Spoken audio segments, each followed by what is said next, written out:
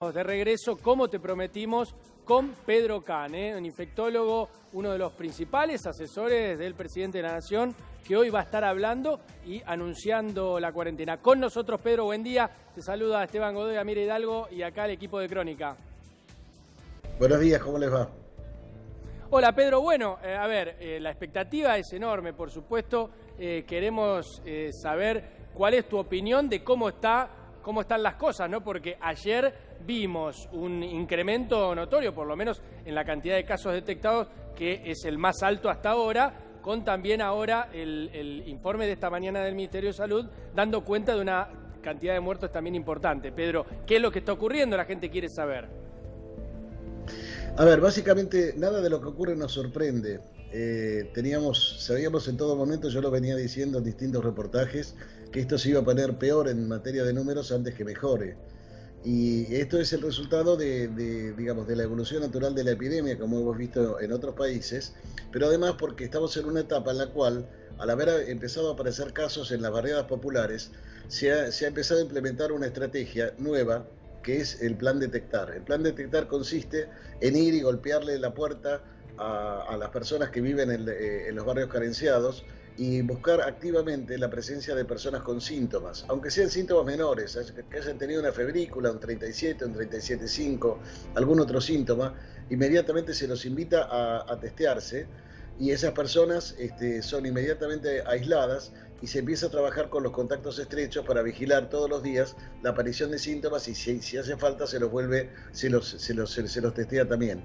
Eso naturalmente ha incrementado el número de casos globales, pero hasta el momento, ustedes recién estaban poniendo un videógrafo ahí, la cantidad de camas ocupadas de terapia intensiva, es una cantidad mínima, 173 personas. Por supuesto que para cada una de ellas es una mala situación, pero comparado con la disponibilidad de camas que tenemos en el país, recuerde que durante todo este tiempo se ha podido fortalecer el sistema de salud, se han incorporado respiradores, se han incorporado camas de terapia intensiva, camas de internación general, lugares de aislamiento para personas que no lo pueden hacer en su casa, tipo Tecnópolis y demás clubes y instituciones, Pedro, iglesias, etcétera. Eso es lo que hay que aclararle a la gente, ¿no? Porque ayer yo leí mucho en redes sociales, tanto lío al final para esto, que se iba a dar el caso de estos nuevos casos, ¿no? Pero claro, lo que hay que aclarar es esto. Se ganó todo este tiempo para dotar al sistema sanitario precisamente de lo que acabas de decir, ¿no? De mucha cantidad de camas, de respiradores,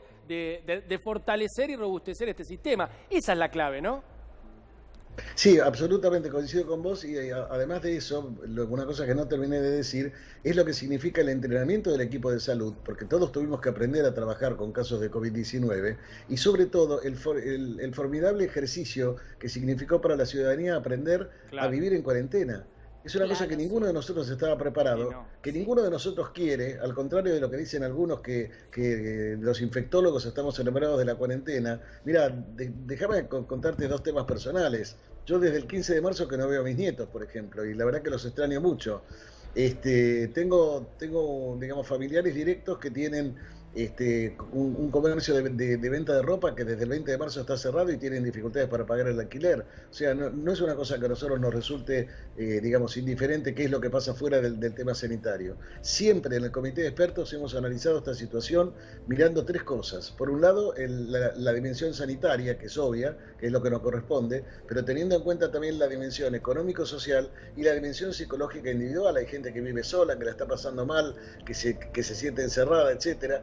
Y bueno, todo eso hay que tenerlo en cuenta y de allí que hay que ubicar el balance entre digamos, las diferentes prioridades, pero siempre teniendo en cuenta que todavía nos duelen, por supuesto, los 400 y pico de muertos que tenemos en el país, pero miramos hacia la derecha del mapa y vemos lo que pasa en Brasil, miramos hacia la izquierda del mapa y vemos lo que pasa en Chile, y nos damos cuenta lo que nos podía haber pasado a nosotros de no haber adoptado tempranamente la cuarentena. Claro, doctor, un placer estar hablando con usted. Amir Hidalgo lo saluda. Con respecto al transporte público, sigue siendo un foco de riesgo, ¿no? Y tan peligroso como se decía anteriormente. Tenés absoluta razón, porque nosotros que también aprendemos de la experiencia de lo que ha pasado en otros países, y fíjate que en Nueva York se considera que la principal vía de expansión de la epidemia ha sido el subte, el metro de Nueva York, el famoso metro de Nueva York. Sí. Entonces, esto en realidad a lo que nos lleva a decir es, bueno, que hay que reducir al mínimo posible los viajes en transporte. Ustedes habrán escuchado tanto al jefe de gobierno de la ciudad como al gobernador de la provincia de Buenos Aires diciéndole que las actividades se pueden abrir, pero la gente tiene que ir caminando, en bicicleta o eventualmente en algún transporte alternativo, que para el caso de las fábricas, ustedes habrán visto que se han reabierto ya 2 fábricas de automotores, sí. Y la condición para abrirlas fue que el personal pudiera llegar en un medio distinto que no fuera el medio de transporte. Y de hecho ayer nos enteramos que una de las fábricas compró 10 colectivos para transportar a su personal, de modo tal de poder reiniciar la producción, pero sin afectar, digamos, la sobrecarga del transporte, que es un tema crítico y que seguramente cuando el presidente hable hoy va a anunciar algunas medidas en relación a esto, ¿no? Doctor, ¿qué tal? También el COVID-19 es algo de lo que de a poco se va sabiendo un poco más, pero hubo varias teorías, algunas que se dijeron, se desdijeron. Por ejemplo, hace un tiempo escuché que el calor finalmente no mataba el virus. Quiero saber si esto es así y por otro lado, a ver si de a poco va perdiendo agresividad esta enfermedad, como dijo un científico de Milán, Giuseppe Remusi, que quizá cuando llegara la vacuna ya el COVID-19 no existiera más. Ojalá fuera cierto, no tenemos ninguna evidencia que eso sea así, no lo sabemos. La verdad que no tenemos ninguna evidencia de que haya perdido efectividad o agresividad. Y por el otro lado, con respecto al calor, le contesto con los nombres de 2 países, Perú y Ecuador. Perdón, Brasil, Perú y Ecuador. Pero particularmente Brasil y Ecuador, que son dos países que tienen altas temperaturas, y fíjese usted que tienen situaciones realmente caóticas en relación a la epidemia. Doctor... Por eso digo que si ojalá fuera cierto lo del calor también, sería buenísimo, pero no, hasta el momento no se ha demostrado. No hay una certeza. Doctor Khan, Ricardo Fioravanti lo saluda. Quería preguntarle, hace un par de días nos enteramos de la muerte de un joven de 19 años, pero después también se agregó información y tenía enfermedades preexistentes. La pregunta es, ¿los niños y los jóvenes es muy poco probable que mueran por coronavirus? Un niño o un joven que no tenga comorbilidades es, digamos, no le voy a decir imposible, porque en medicina hay 2 palabras que no hay que usar, que son siempre y nunca. Nada es 0% o 100%, pero realmente son excepcionales las situaciones de formas graves de la enfermedad y por lo tanto tendencia a la mortalidad en el caso de niños y adolescentes jóvenes. En general, si usted mira la edad promedio de los casos de coronavirus en Argentina, está en el orden de los 39 años. La edad promedio de los fallecidos está en la edad promedio de 73, lo cual le da una idea de que efectivamente, digamos, el paso del tiempo, la edad y por el otro lado la presencia eventual de comorbilidades son los factores que condicionan las formas más graves de enfermedad. ¿Cuánto, le pregunto acá, Javier Slucky lo saluda, cuánto del aumento de los casos de las últimas semanas tiene que ver, bueno, por un lado, como usted decía, con los mayores operativos en las villas, con este plan que va puerta por puerta para conocer nuevos casos, o cuánto tiene que ver con la flexibilización que hubo en la Ciudad de Buenos Aires, la apertura de comercios no esenciales, y cuánto con la llegada del invierno, pensando en que se baraja dentro del gobierno de la ciudad como una de las posibilidades volver atrás con la apertura de actividades no esenciales. ¿Usted cómo lo ve el panorama? Mire, el impacto de lo que puede haber sucedido a partir del día martes de esta semana que está terminando, que fue cuando se empezaron a abrir los comercios, recién lo vamos a poder medir a partir del martes, miércoles, jueves, viernes de la semana que viene, porque no se olvide que hay un periodo de incubación para el virus que va entre 4 y 14 días, de modo tal que es muy temprano todavía como para poder ver efectos de eso. Lo que estamos viendo de lo que está pasando hoy es lo que ha pasado en realidad en las últimas 2 semanas en cualquiera de los distritos. Esto vale para el AMBA, vale para el Chaco, vale para Córdoba, vale para cualquier otro lugar. Así que es difícil atribuirle que algo tenga que ver con la apertura de la actividad. Yo creo que más bien tiene que ver con un fenómeno que usted señalaba, que es la búsqueda activa de casos en los distritos populares, y por el otro lado con una cierta relajación que ha habido en el control del transporte, que creo que es una de las cosas que también se va a modificar hoy, ¿no? Es decir, el movimiento de gente aparentemente, digamos, excedió lo que estaba previsto, claro. Y entonces esto de alguna manera no ayuda para mejor control. Recuerden que el virus no viene hacia nosotros, no es que yo abro la ventana y el virus va a entrar. Esto no es el dengue, que me puede entrar un mosquito y me puede picar. Nosotros vamos hacia el virus y vamos a la calle, de modo tal que todo lo que podamos restringir los movimientos, como ha venido haciéndolo la población hasta ahora, con un comportamiento cívico ejemplar, solidario, de protegerse a sí mismo y proteger al resto de la población. Si logramos hacer un empujoncito más y poder efectivamente hacerlo así, en las zonas en las que estamos afectados, porque tengan en cuenta que en la Argentina, y lo van a ver cuando hable el presidente, seguramente va a mostrar un mapa donde la mayoría de los departamentos del país están completamente en blanco. Recuerde usted que inclusive el día de ayer, que fue, como ustedes bien señalan, un día récord en el número de casos, prácticamente había 18 jurisdicciones que tenían uno o ningún caso. Y tenemos algunas jurisdicciones que llevan un mes sin haber tenido ningún caso. Entonces, obviamente que la posibilidad de ir desescalando la cuarentena es distinta en Catamarca, en Chubut, en La Pampa, en San Luis, que es la posibilidad de desescalarla en el área metropolitana de Buenos Aires o en el Chaco, por solo citar ejemplos. Y además, déjeme decirle otra cosa. Estoy escuchando por ahí que la gente dice, la cuarentena más larga del mundo. Mire, eso puede ser bueno o malo, yo no sé si es la más larga del mundo. Lo que está claro es que ningún país del mundo levantó completamente la cuarentena.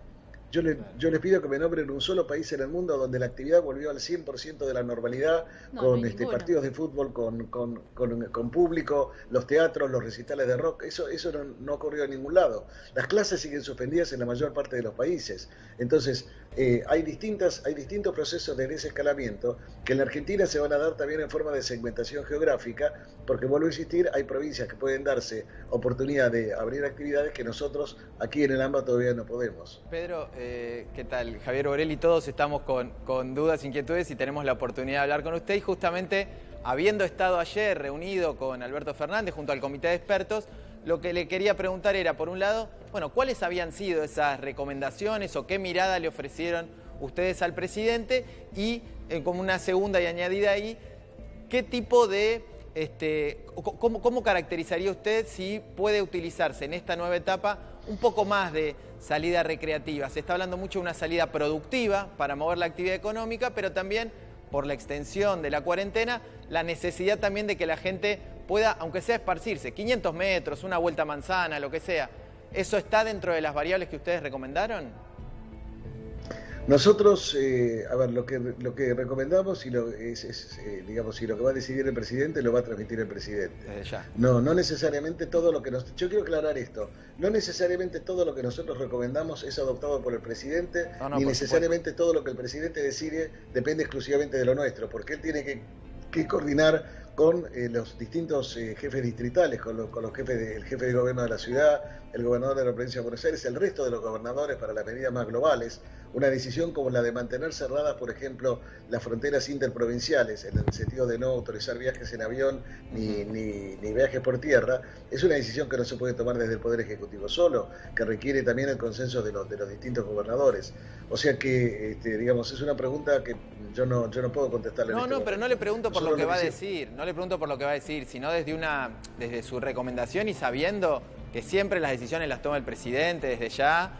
Pero bueno, los consulta a ustedes en su carácter de conocedores de la materia, y se había hablado hace ya más de 15 días que ustedes habían comentado la importancia de que los chicos pudieran tener un espacio de esparcimiento. Son cuestiones que se van viendo y que también a medida que avanza la cuarentena quizá aparecen necesidades que al principio no eran tales. Por eso le decía, encuentra en esto de la recreación una necesidad social más y dentro de todo controlable. Nosotros ya venimos recomendando hace bastante tiempo la necesidad de que los chicos tengan por lo menos una vez por semana una posibilidad de salir. No tengo evidencia que eso se vaya a modificar, yo creo que eso se va a mantener, pero insisto, será el presidente el que lo comunique. Y lo que quiero decirles es que lo principal que analizamos ayer fue mostrarle al presidente que la evolución de la epidemia, mostrarle en realidad el carácter exitoso que ha tenido en el control de un número descontrolado, valga la redundancia, de número de casos, y con una situación donde el número de muertos, si bien ayer tuvimos 20, por lo que me enteré esta mañana, en general viene en un aumento muy lineal. Digamos, el número de muertos no aumentó en la misma proporción. Si ustedes se fijan, la cantidad de personas fallecidas que teníamos hace una semana y la cantidad de casos que teníamos hace una semana, van a ver que si ustedes hacen las cuentas, el número de fallecidos aumentó mucho menos que en proporción que el número de personas con casos diagnosticados. Y eso tiene una razón, básicamente. En primer lugar, que estamos encontrando casos en etapas más tempranas y por lo tanto se les puede prestar atención médica, digamos, desde una etapa más temprana. Y en segundo lugar, como una proporción, no todo, pero como una proporción de los casos viene de las barriadas populares, lamentablemente en esas barriadas la edad promedio es mucho más joven porque lo que sucede es que la gente no llega vieja. Digamos, la expectativa de vida en las barriadas populares es menor que el resto de la ciudad de Buenos Aires o el conurbano. El conurbano acomodado, me refiero, no la parte del conurbano que tiene también viviendas precarias, etcétera. De modo tal que esos son todos factores que inciden. De hecho, la tasa de letalidad, que es la proporción o el porcentaje de personas fallecidas sobre el número total de casos diagnosticados, ha bajado. No quiere decir que la gente se muera menos, quiere decir que al diagnosticar un mayor número de enfermos, lo que hay es, para un número de muertos que no crece de la misma manera, un porcentaje menor. Venimos de un 6%, estamos en un 4,5% aproximadamente. Pedro, buenos días. Magdalena Vigil. Las cifras indican que menos del 5% de los recuperados de coronavirus en el país dona plasma. ¿Están intentando hacer una concientización de la importancia que es donar? Sí, no se olvide que el tratamiento con plasma de convaleciente, para que el público de Crónica nos entienda, es una estrategia de tratamiento que se está analizando, que consiste en que si yo tuve coronavirus, voy a haber fabricado anticuerpos. Bueno, me los pueden sacar como quien dona para una transfusión de sangre, se separan los glóbulos rojos, queda el plasma, y eso se inyecta después a personas que están con situaciones comprometidas de coronavirus para, digamos, de alguna manera prestarle esos anticuerpos hasta que el organismo fabrique los propios. Esa es una estrategia que ha sido muy exitosa en el tratamiento de la fiebre hemorrágica argentina, una técnica diseñada en la Argentina por el equipo del doctor Julio Paistegui en Pergamino, hace ya muchos años, y fue el tratamiento que se utilizó, digamos, hasta relativamente de poco tiempo atrás, cuando surgió finalmente una vacuna para la fiebre hemorrágica argentina. No sabemos si sirve para el caso de coronavirus, pero es una investigación que se está haciendo en varios centros en nuestro país, y la verdad que usted tiene razón, es necesario que aquellas personas que se recuperaron y estén dispuestas voluntariamente accedan a donar sus plasmas. Es un simple pinchazo en una vena, como quien va a donar sangre, y puede ser muy útil para determinar si esta estrategia sirve o no y eventualmente ayudar a muchas personas, ¿no? Doctor, hay un proyecto para que el fútbol se traslade a las provincias del norte, donde no hay coronavirus o hace muchos días que no tienen casos. ¿Cuál sería su opinión? ¿Cuál es su recomendación? Mire, esto excede el plano sanitario. Le aclaro que yo soy futbolero y que soy plateísta de San Lorenzo y voy a la cancha cada vez que juega de local, o sea que el tema no me es ajeno, digamos, no soy un antifútbol ni nada por el estilo. Ahora, acá básicamente lo que tienen que resolver la gente que tiene incumbencia en esto, la AFA, la Superliga, no sé, es ver, digamos, de establecer un protocolo que permita dar seguridad a que los planteles cuando viajen, cómo van a viajar, dónde se van a alojar, cómo se van a entrenar, etcétera. Lo que nosotros queremos es que se mantenga el distanciamiento social obligatorio, obviamente no durante los 90 minutos del partido, porque el fútbol es un deporte de contacto, pero reducir al mínimo la presencia de personas y todo lo demás. Después, si los partidos se juegan en Jujuy o se juegan en otro lado, es una cuestión que ya excede a lo que podemos decir nosotros como supuestos expertos sanitarios, ¿no? Claro, pero desde lo sanitario es viable. Le vuelvo a repetir, nosotros no determinamos qué actividades se pueden hacer, sino en todo caso opinamos sobre el cómo. Cuando yo a veces recibo en mi casilla de correo reclamo, dice, por favor, habilitame la industria del calzado, por favor, habilitame las canchas de tenis, como si fuéramos nosotros los que autorizamos. Nosotros lo único que le decimos al presidente es de qué manera se tienen que hacer las cosas. ¿Quieren reabrir una fábrica? Bienvenida sea. Si la fábrica es de petroquímica, o es una fábrica de muebles de madera, o una fábrica de ropa, o una fábrica de productos químicos, a nosotros nos da igual. Si la vas a abrir, tenés que abrirla manteniendo el distanciamiento social, con prácticas de higiene, tomándole la temperatura al personal cuando va a entrar, no haciendo que el personal tenga que viajar en medio de transporte, etcétera. Luego, el contenido digamos, el contenido de lo que se fabrica allí es indistinto. Para el fútbol es exactamente igual. Si pueden garantizar protocolos que eviten todas estas situaciones, pues que lo hagan en la provincia que sea voluntariamente, que quiera prestarse para que el partido se haga allí. Pero yo no puedo apoyar un supuesto videograph que ustedes podrían poner ahora diciendo el fútbol puede volver en Jujuy, porque no lo sé. Realmente no lo sé, eso va a depender de las condiciones en las que se den los protocolos para que esta actividad pueda desarrollarse, ¿no? Ahora, cuando se mira el avance del coronavirus en las distintas regiones de América Latina, uno ve el caso del gobierno de la calle Pou en Uruguay, uno de los países donde comenzó un poco más tarde y lo tiene bastante controlado sin necesidad de imponer un confinamiento obligatorio. Es un país vecino al nuestro. ¿Por qué sucede esto y tanta marcada diferencia? Bueno, partamos de una base. En primer lugar, Uruguay es un país, como ustedes saben, es un país chico, es un país que tiene 3 millones de habitantes, que tiene la mayor parte de la población concentrada en Montevideo. Ellos hicieron cuarentena, lo que pasa es que la hicieron con carácter voluntario, no pusieron postas policiales para obligar a la gente. La mayoría de la gente, el pueblo uruguayo, es un pueblo muy sólido en términos de cumplir las reglas. Uno que ha manejado su vehículo en Uruguay ve cómo se respeta el tema de las rotondas, cómo se respetan las velocidades máximas, y ve también que cuando vamos los argentinos a veces, somos los que terminamos siendo multados porque, donde dice 110, quien lee 110 de velocidad lee 120 o 130. De modo que es un pueblo con un muy buen nivel cultural, es un pueblo que tiene una tradición, digamos, de respeto a ciertas normas. Y a ellos les funcionó, y yo me alegro muchísimo que en Uruguay hayan podido resolverlo así. Déjeme decirle que Uruguay tampoco volvió a la normalidad total, no es que todas las actividades están en marcha, no es que la economía no ha sufrido, no es que no han tenido que dar soporte a personas que se han quedado sin trabajo, no es que las clases han regresado. De hecho, ayer en un matutino había un titular que decía Uruguay vuelve a las clases. Sí, vuelve a las clases, pero no en Montevideo. Es decir, Uruguay tiene una sola zona de alta densidad urbana, que es Montevideo. Vuelven las clases en las zonas rurales, en el interior, claro. Y progresivamente luego el regreso a las clases además es voluntario, ni siquiera se obliga a los niños y a los padres que los chicos vayan a la escuela, sino que los que quieran ir van a poder empezar a ir. Con esto lo que le quiero decir es que, al igual que en otros países del mundo, el desescalamiento de la cuarentena es progresivo. No hay ningún país que haya vuelto al 31 de diciembre del 2019. Eso es importante entender. Y en Argentina vamos a tener un salpicado en el mapa, con lugares que van a tener una normalidad casi total, no total, pero casi total, y otros lugares donde vamos a estar más restringidos porque todavía no está controlado, digamos, no está contenido el avance de la epidemia.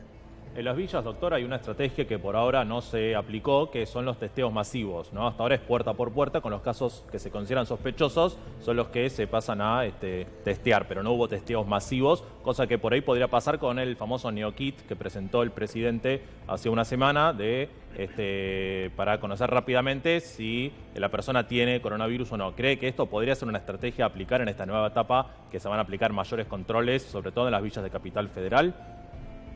No. En primer lugar, déjeme decirle que el plan Detectar no se limita a la Capital Federal, sino que se está aplicando también en las barriadas populares del conurbano. Sí. Eso es una primera cuestión. No está limitado. El problema no es la Capital Federal, el problema no es la Villa 31. Tenemos un problema los argentinos que se pudo haber localizado en el Gran Rosario o en el Gran Córdoba y se localizó en la ciudad de Buenos Aires y en el conurbano bonaerense, pero podía haber sido en cualquier otra concentración urbana. En primer lugar esto. En segundo lugar, testeos masivos es una expresión equívoca. ¿Qué significa testeo masivo? ¿Testear a las 50.000 personas que viven en la Villa 31? Eso no tendría ningún sentido. Lo que no se trata de testear más, sino de testear mejor. Déjeme darle un ejemplo. Uno de los países que más test hizo en el mundo por millón de habitantes es Bélgica, y es el país que tiene el mayor número de muertos por millón de habitantes. O sea que los testeos de por sí no resuelven. Lo que hay que hacer es testear mejor. ¿Qué es lo que estamos haciendo ahora? Nosotros hasta ahora veníamos testeando a las personas que decían, no me siento bien, tengo fiebre, voy a consultar al médico, bueno, vení que te testeo.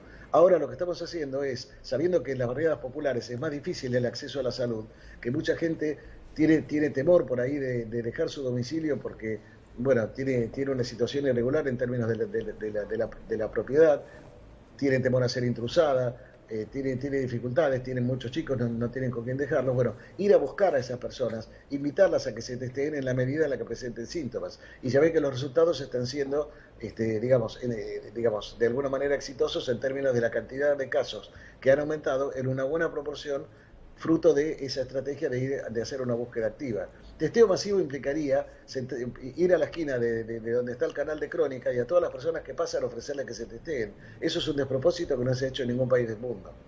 Pedro, le hago una consulta. Hablaba esta semana con fuentes del Ministerio de Salud de la provincia de Buenos Aires y nos decían que a raíz de el temor que también tiene la gente en asistir a algunos hospitales y en algunos casos alguna descoordinación con centros de vacunación, lo que estaba pasando, por ejemplo, era que faltaba, o sea, no se estaba cumpliendo quizás con el calendario de vacunación y eso potencialmente podía ser un problema a futuro. ¿Cómo ve esa situación y sobre todo cómo se imagina que puede contrarrestarse, digamos, este esquema para que la gente que necesita o que tiene que hacerse controles pueda sostener esa dinámica en el marco de esta pandemia?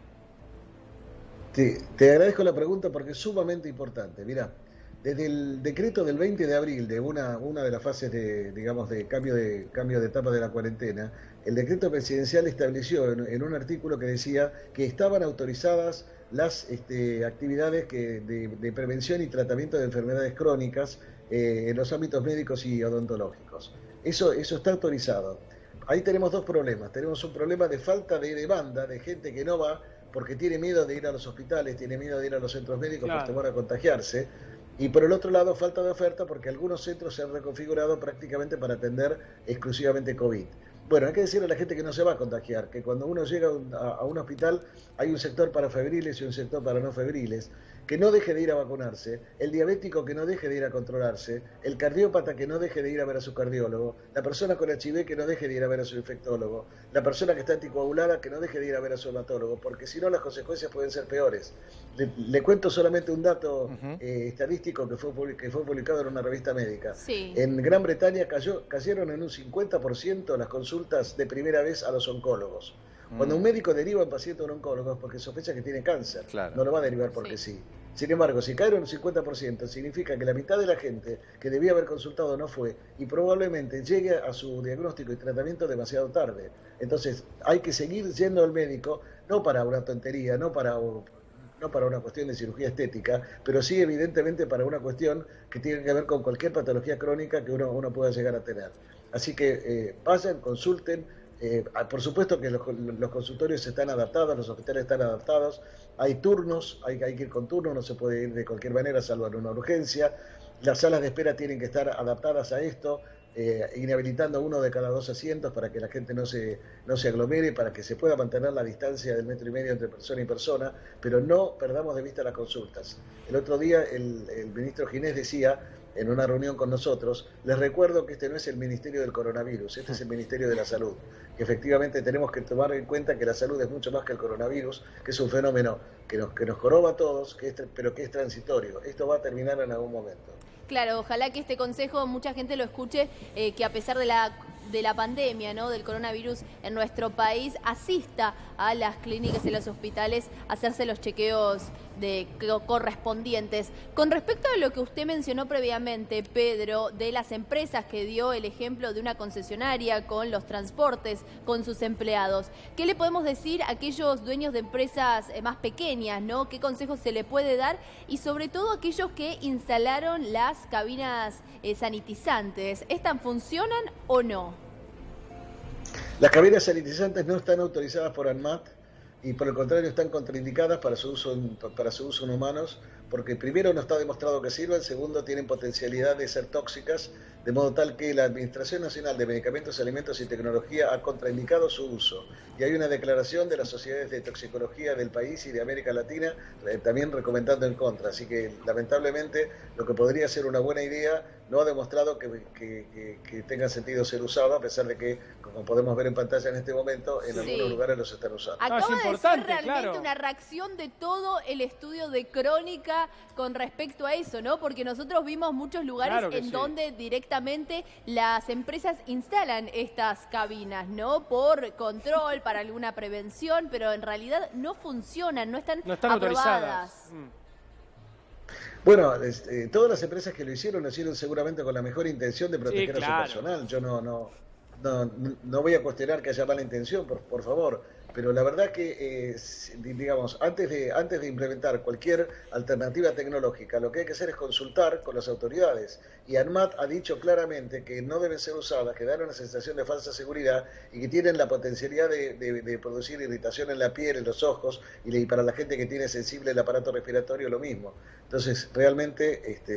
tengo que decirles que lamentablemente, ojalá fuera cierto, mire, muchas de las cosas que me preguntan, a mí me encantaría que fueran verdad. Sí, claro. Que ojalá fuera cierto que todos desarrollamos anticuerpos y quedamos protegidos. Claro. Ojalá fuera cierto que las cabinas sirven. Ojalá fuera cierto que la vacuna va a estar en 3 meses. Pero yo no puedo decirle que sí a lo que no tengo evidencia. Sí. Pedro, volviendo al principio casi, ¿no? Que le hacíamos esta consulta acerca de este incremento en los casos, por lo menos que se dio ayer, tanto en los nuevos casos de contagiados, como de muertos. Se habla desde el principio del famoso pico, ¿no? Primero era la segunda quincena de abril, después la segunda de mayo, ahora parece que es la segunda de junio. Digo, ¿podemos pensar que no se pueda llegar a dar ese pico? ¿O usted cree, por lo que está pasando, que es inexorable que los casos van a seguir subiendo?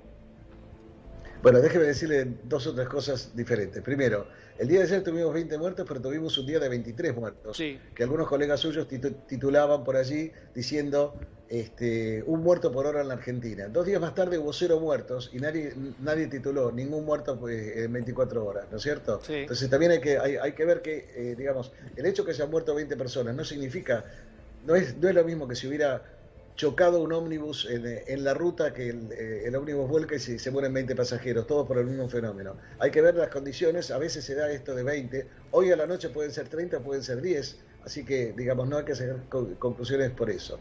Con respecto al pico, va a haber un día de pico, por supuesto, es el día que va a quedar en la historia como el día que se juntó el mayor número de casos o se notificó el mayor número de casos, y al día siguiente empezó a bajar. Sí. Pero ese pico puede ser el tamaño del monte Everest o puede ser el tamaño de una pequeña sierra de Tandil, no lo sabemos. Es decir, también hemos tenido sub y baja en el número de casos. Hoy tuvimos, ¿cuántos? 718, algo así. Sí, 718. Es decir, la última notificación, tuve que mirar el machete porque ya no me acuerdo de memoria los números, 718 casos. Hoy en la noche pueden ser 800 o pueden ser 650. Si son 650 no me van a escuchar decir qué bien que estamos, bajamos el número de casos. Y si son 800 no voy a decir qué mal que estamos, subimos el número de casos. Porque sabemos que los casos van a aumentar. En la medida en la que estamos buscando más activamente en lugares donde sabemos que el virus está circulando, vamos a tener más casos. Lo que tenemos que mirar con atención es algo que ustedes también pusieron en el videograph, que es el número de camas en terapia intensiva, claro, y el número acumulado de muertos. Esos son los datos duros, los que no tienen discusión. Entonces, me parece que hay que estar atento a eso.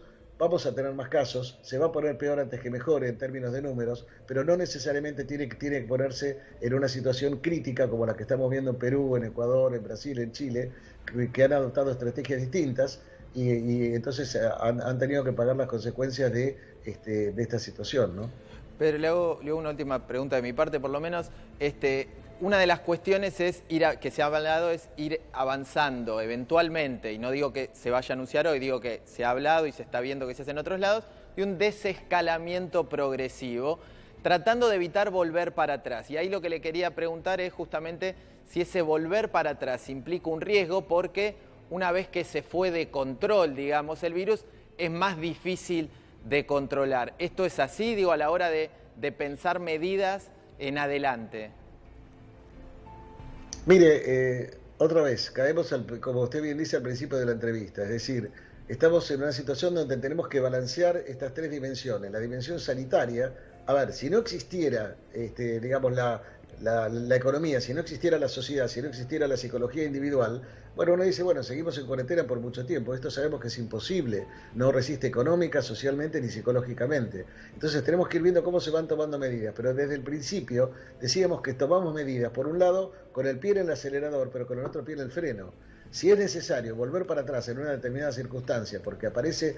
Fíjese lo que pasó en Córdoba, por ejemplo. Claro. Córdoba Sí. tuvo un brote alrededor de un mercado, que luego la gente que va a comprar ese mercado se distribuyó por varios barrios, tuvo que dar un paso atrás. Este fin de semana Córdoba abre nuevamente la salida recreativa de los chicos durante el fin de semana largo. Bueno, se va haciendo ensayo y error.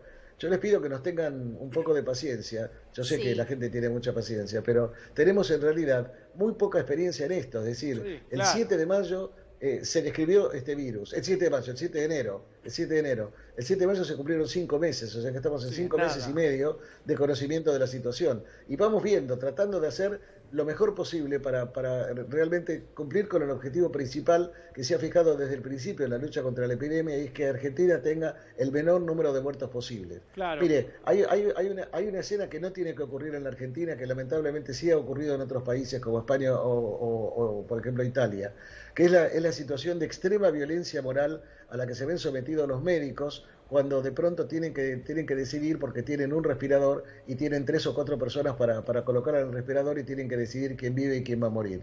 Eso no debe ocurrir en la Argentina. Pedro, ¿usted qué siente? Porque había destacado hace unos minutos ese enorme compromiso cívico de los argentinos que permite estos números, ¿no? Que por supuesto en comparación con otros países son realmente alentadores. Ahora, ¿usted siente que hubo cierto relajamiento también de los argentinos o de los porteños, en este caso que estamos caminando nosotros en la ciudad de Buenos Aires? Yo se lo digo, en lo personal veo que en los últimos días hay mucha más gente en la calle y sobre todo en el tránsito, y es por eso que se va a restringir, ¿no? Pero digo, ¿la gente le fue perdiendo un poco el miedo al virus o no le quedó otra que salir por necesidad? ¿Cuál es su percepción o su mirada? Yo no creo que la gente le haya perdido el temor al virus, no lo creo. Yo creo que más bien es la situación, digamos, de muchos días, muchas semanas de tener que cumplir con la cuarentena, lo cual hace a veces dificultoso su cumplimiento. Y si la gente ve, bueno, que el vecino sale, bueno, por ahí salgo yo también un ratito, me extiendo un poquito más, voy al supermercado y aprovecho y doy la vuelta a manzana. Bueno, todas esas cosas, en la medida en la que nosotros estemos con una distancia de 1,5 metros, usando el tapabocas, no llevándonos las manos a la cara, lavándonos las manos, van a ser menos complicadas, menos negativas de lo que pueden ser. Lo que pasa es que no todo el mundo hace las cosas de esa manera. Entonces yo creo que nos queda todavía un trecho, que esperemos que no sea muy largo, de hacer realmente un esfuerzo y de recordar que el virus no viene hacia nuestra casa, el virus no viene hacia nosotros vamos hacia el virus. Entonces no vayamos hacia el virus en la medida de lo posible. Fíjese que es muy interesante, se lo comentábamos ayer al presidente, cuando uno analiza algunos gremios que no han tenido cuarentena. Ustedes no han tenido cuarentena, usted está trabajando en el canal, sale a la calle, los técnicos, los mobileros que ustedes tienen con esos caños largos ahora con los que reportean a la gente. Bueno, no ha habido casos entre el personal de la industria de la comunicación, digamos. La industria farmacéutica, desde la fabricación del medicamento hasta el farmacéutico de la esquina, no ha habido, hasta donde sepamos, casos o brotes importantes, habrá habido algún caso aislado. Las fuerzas de seguridad, no tenemos a las fuerzas de seguridad diezmadas y están todo el día en la calle. Lo mismo podemos decir de la industria de la alimentación, desde el productor agrícola o la fábrica que envasa alimentos en lata, pasando por el supermercado grande y por el supermercado de proximidad. Entonces, si las cosas se hacen bien, si nos limitamos a salir los que tenemos que salir y mantenemos el distanciamiento social, usamos el barbijo social, el tapabocas, nos lavamos las manos, evitamos toser sobre la mano, sino que lo hacemos en el pliegue del codo, ventilamos los ambientes, nosotros vamos a salir adelante. Y esto no es eterno, esto no es para siempre. Estamos en una etapa en la cual tenemos que transitar todavía un poco más, pero efectivamente ha demostrado una cosa muy importante. La Argentina, y lamentamos cada muerto que se produjo, tiene 439 muertos. Podría hoy tener una cifra 10 o 20 veces mayor que esa. Una última pregunta. Hay algunas provincias que no tienen casos hace ya más de 20 días. ¿Cree que es momento, lo que usted cree, por supuesto, no lo que vaya a hacer el presidente, usted cree que podría ser momento de que pasen a la famosa fase 5 de nueva normalidad o es prematuro? Lo que pasa es que la fase 5 de nueva normalidad tiene algunas implicancias que exceden a las provincias en sí mismas. Y que van a poder hacer más actividades, no tengo dudas. Pero una fase 5 de nueva normalidad implicaría, por ejemplo, la apertura de los cielos, cosa que no va a ocurrir en esta etapa. Entonces, es posible que en una provincia usted tenga una cantidad de actividades que no la va a ver por ahí en el Chaco, o no la va a ver en la capital federal, o en el conurbano bonaerense, pero que efectivamente no es completamente de un 100% de actividad en la medida en la que usted tiene restringido los viajes interprovinciales y los viajes internacionales. Y, por ejemplo, el comienzo de las clases, que por el momento todavía no se da. Pedro Kahn, muchísimas gracias por esta entrevista con Crónica HD, una eminencia de la medicina y de la Fundación Huésped. Muchas gracias. Gracias a ustedes por la invitación y por el tiempo que me dieron para explicar estas cosas.